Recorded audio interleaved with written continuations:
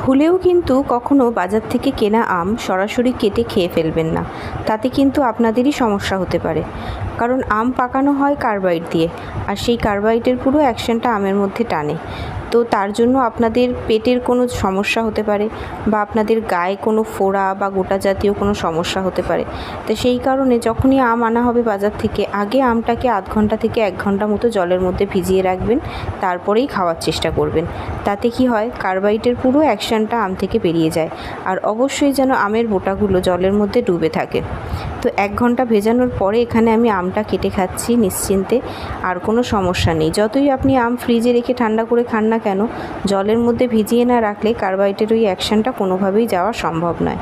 তাই আমি বলবো সবসময় আপনারা আম খাওয়ার আগে অবশ্যই জলের মধ্যে ভিজিয়ে রেখে তারপর খাবেন। আর এখন তো বিশেষ করে পাকা আমের সিজন চলছে, তো কম বেশি সবার বাড়িতেই আম আসে বাজার থেকে, সেই কারণেই ভিডিওটা বানানো। আর কে কে আছেন যারা আমার মতন এইরকম একটা গোটা আমের খোলাটা পুরো লম্বা করে এরকম কাটতে পারেন, তারা একটু জানাবেন। এই দেখুন কিরম মালার মতন করে আমি পুরো একটা আমের খোলাকে কেটেছি।